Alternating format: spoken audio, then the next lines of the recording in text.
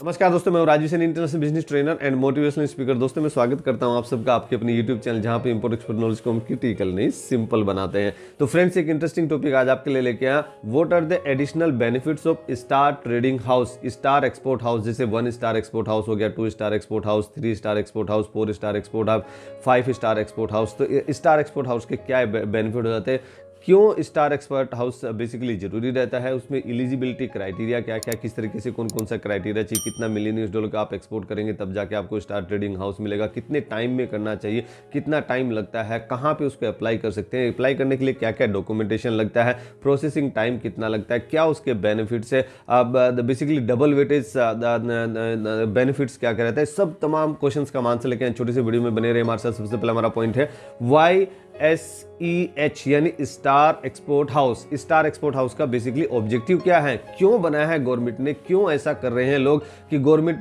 से basically star trading house का certificate ले रहे हैं, तो वो सर्टिफिकेट लेनी जरूरी है क्यों, इसका क्या मतलब है, क्या ऑब्जेक्टिव है। तो basically the objective of the star trading house scheme is to grant the recognition to the exporter. Exporter को रिकग्निशन ग्रांट करने के लिए, उसको सम्मानित करने के लिए, उसका स्टार स्टेटस होल्डर एक देने के लिए, एंड एक्सटेंड द फैसिलिटी, उसकी कुछ फैसिलिटीज होती है, वो फैसिलिटी भी एक्सपोर्टर को दिया जाता है।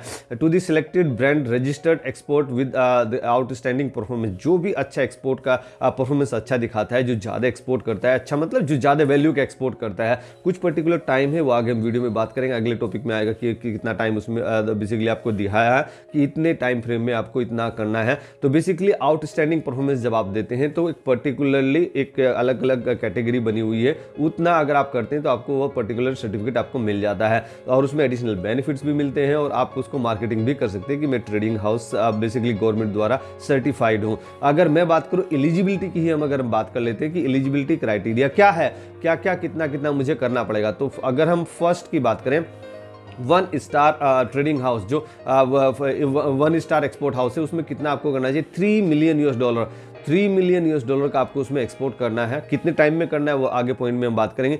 3 मिलियन यूएस डॉलर का आपको एक्सपोर्ट करना है। अगर उसको आईएनआर में कन्वर्ट करें तो रफली 24 करोड़ आता है। 24 करोड़ का आपको एक्सपोर्ट करना है अगर आपको फर्स्ट 1 स्टार एक्सपोर्ट हाउस का सर्टिफिकेट आपको लेना है।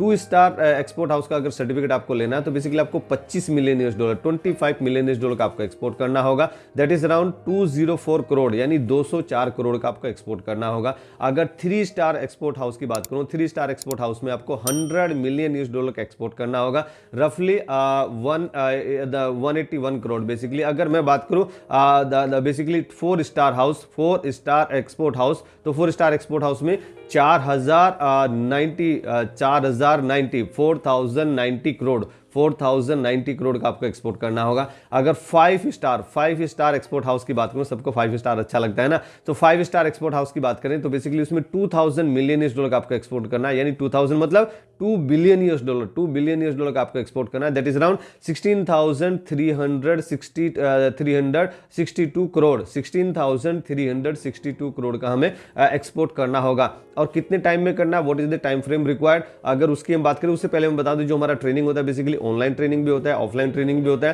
तो ऑनलाइन इवनिंग 5 to 6 होता है, जो कि अभी नवंबर मंथ का जो शेड्यूल है 12 नवंबर टू 19 नवंबर शेड्यूल किया है, जो इवनिंग 5 to 6 होता है। और ऑफलाइन जो नवंबर मंथ का ही है वो दिल्ली में होता है, दिल्ली मयूर विहार फेस 1 27, 28, 29 नवंबर को शेड्यूल किया। जो लोग बिजनेसमैन है जो दूर रहते हैं या दिल्ली नहीं आ सकते, दिल्ली के पास के नहीं रहने वाले हैं, तो वो उनके लिए स्पेशल प्रोग्राम रखा है ऑनलाइन, जो कि 12 नवंबर टू 19 नवंबर है।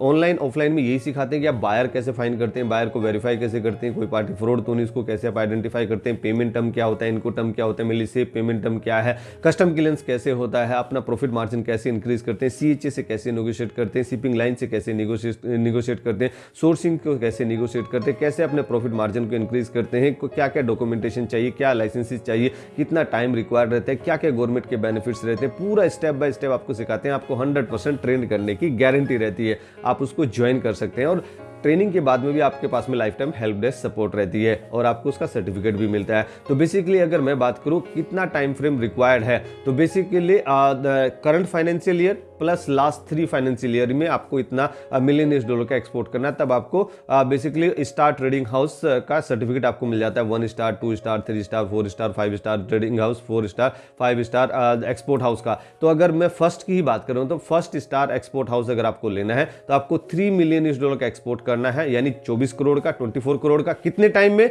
Current financial year plus last 3 financial years. यानी अगर करंट फाइनेंशियल ईयर की बात करूं तो अभी 2022-23 फाइनेंशियल ईयर चल रहा है। तो अगर नवंबर का महीना, अभी नवंबर का महीना है, तो बेसिकली अभी आप अप्लाई कर सकते हैं। और अभी तक का जितना, यानी अभी अप्रैल से ये फाइनेंशियल ईयर चालू हुआ था, अप्रैल से लेके नवंबर तक, वो भी आपका काउंट होगा। प्लस लास्ट के 3 फाइनेंशियल ईयर। कौन से लास्ट के 3 फाइनेंशियल ईयर? FY 2019-20, 2021, 21-22, ये 3 फाइनेंशियल ईयर हैं। इनका आप कॉम्युलेटिव, यानी सबको ऐड करके, ऐसे अलग अलग हर साल में नहीं चाहिए, 3 फाइनेंशियल ईयर का कॉम्युलेटिव एडिशन और ये 4th फाइनेंशियल ईयर का भी एडिशन, यानी जिस फाइनेंशियल ईयर में आप कर रहे हैं वो उसका जब आप अप्लाई कर रहे हैं तो आप हमेशा ध्यान रखें, अगर थोड़ा सा आपको कम पड़ रहा है तो फाइनेंशियल ईयर के लास्ट में करें। लास्ट में ऐसा नहीं कि आप उसको मार्च मंथ में करें, मार्च मंथ में मत करिए, क्योंकि उसको भी 1 महीना लगभग लग जाता है। आगे हम बात करेंगे कितना टाइम लगता है। तो बेसिकली आप उसको दिसंबर में, जनवरी में, इन ये 2-3 महीने थोड़े से मतलब ये रहते हैं कि ऑप्टिमाइज रहते हैं, कि क्योंकि उनको क्या, उनको भी एनालाइज करने में टाइम लगता है, उनको भी डाटा रिसर्च करने में, देखने में टाइम लगता है, और इसमें लगभग 1 महीना लग जाता है। तो बेसिकली अगर मैं बात करूं डबल वेटेज बेनिफिट, तो डबल वेटेज बेनिफिट कौन लेता है, किसको मिलता है, क्या उसका बेनिफिट्स है? तो अगर आपको फर्स्ट स्टार एक्सपोर्ट हाउस यानी 1 स्टार एक्सपोर्ट हाउस ही लेना है तो उसके लिए 3 मिलियन US$ आपको एक्सपोर्ट करना है, उतने वैल्यू का एक्सपोर्ट करना है, 24 करोड़ का। लेकिन अगर उतना भी आपका नहीं हो पाता है, और आप वो क्राइटेरिया मैं बताता हूं कि क्राइटेरिया क्या रहेगा उसके लिए।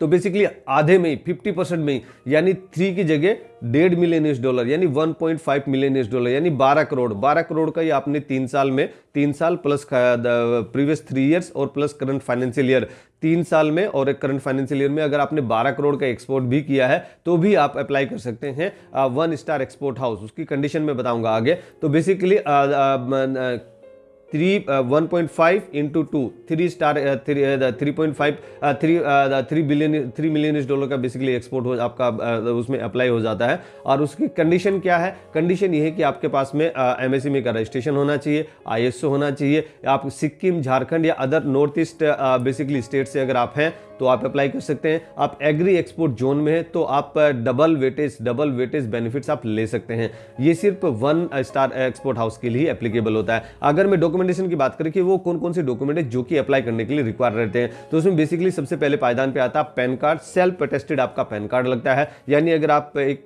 सोल प्रोप्राइटरशिप है तो आपका जो पर्सनल पैन कार्ड है उसी को आप अटेस्ट करके दे दीजिए। अगर आप प्राइवेट लिमिटेड कंपनी या limited company, partnership company, LLP, कोई भी टाइप की कंपनी, तो कंपनी का जो पैन कार्ड होता है उसका जेरोक्स उसका आपको सेल्फ अटेस्ट करके देना है। MSME का सर्टिफिकेट आपको देना है। बेसिकली आपका जो IC इंपोर्ट एक्सपोर्ट कोड है वो सेल्फ अटेस्ट आपको करके देना है। और आपका जो एक्सपोर्ट के स्टेटमेंट्स है that is to be attested by your CA, जो आपका चार्टेड अकाउंटेंट है, कि भैया आपने मुंह से बोल दिया मेरा 3 मिलियन US$ का एक्सपोर्ट हो गया जी, 3 मिलियन US$ का एक्सपोर्ट हुआ है, ऐसे मुंह से बोलने से थोड़ी होगा। उसका कुछ डॉक्यूमेंट देना होगा, आपने जितनी ट्रांजेक्शन की है उससे CA सर्टिफाई करेगा कि भैया इतना आपने ट्रांजेक्शन किया है और इतना आपका एक्सपोर्ट हुआ है। तो बेसिकली वो ट्रांजेक्शन चाहिए। ISO का सर्टिफिकेट अगर आपके पास है तो आपको एडिशनल बेनिफिट मिलता है, और एक एप्लीकेशन फॉर्म मिलता है। अगर मैं बात करूं कि कहां अप्लाई करना है तो बेसिकली DGFT की वेबसाइट पे अप्लाई करना रहता है। ऑनलाइन है, कहीं जाने की जरूरत नहीं, फिजिकली कहीं जाने की जरूरत नहीं। यही मैं कई बार अपने बहुत सारे अपनी ट्रेनिंग में भी हमेशा ये बताता हूं कि कहीं जाने की आपको जरूरत नहीं, फिजिकली सब कुछ आजकल ऑनलाइन कर दिया। डिजिटल इंडिया का आप बेसिकली पावर समझिए कि कितना पावर यहां पर है, बेसिकली कितना पोटेंशियल है, कितना यहां पे इंफ्रास्ट्रक्चर डेवलप कर रही है गवर्नमेंट आपके लिए। तो DGFT की वेबसाइट यानी www.dgft.gov.in। DGFT क्या है? Director general of foreign trade. उनकी वेबसाइट पे आपको ऑनलाइन अप्लाई करना। कितना टाइम लगता है? बेसिकली 20 से 25 डेज वो लोग बोलते हैं, लेकिन कई बार महीना भी लग जाता है, 1 महीना भी। अगर सब कुछ ठीक ठाक है, नॉर्मल चल रहा है तो 1 महीना लगभग आपको लग जाता है।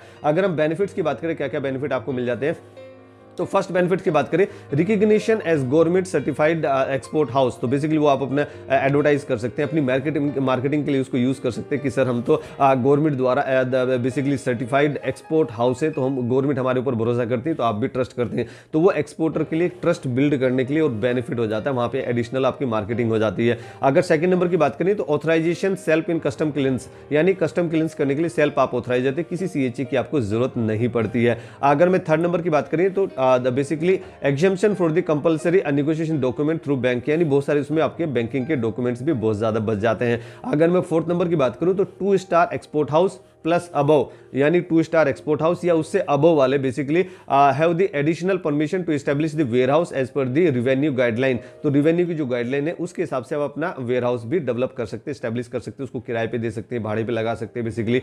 3 स्टार नेक्स्ट अगर बात करें 3 star and above export house जो बेसिकली है वो these are permitted for the accredit clients, accredit clients के बेनिफिट्स के लिए वो एंटाइटल है, परमिटेड है। अगर मैं बात करूं star status holder basically they are entitled for the preferential treatment prior to treatment in the shipping by different government agencies।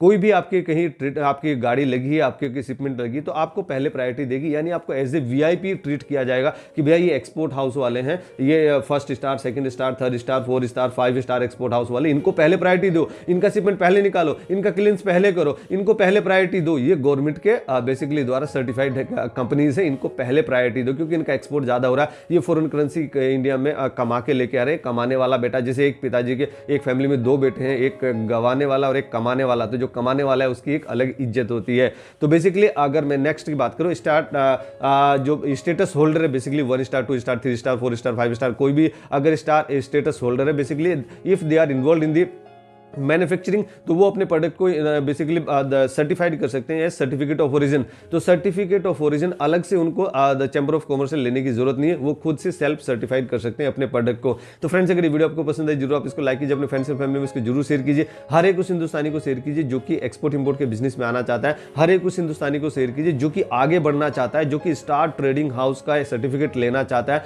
और मेरे द्वारा दी गई जानकारी में अगर कुछ छूट गया, कुछ रह गया, कुछ आप उसमें एडिशनल वैल्यू ऐड करना चाहते हैं तो हम इंतजार करेंगे आपका कमेंट बॉक्स में। और ऐसे हमेशा की तरह ऐसे मुस्कुराते रहिए, हंसते रहिए, मुस्कुराते रहिए, ग्रो करते रहिए, हिंदुस्तान का एक्सपोर्ट बढ़ाने में हमारी मदद कीजिए। Let's do export together. Thank you very much.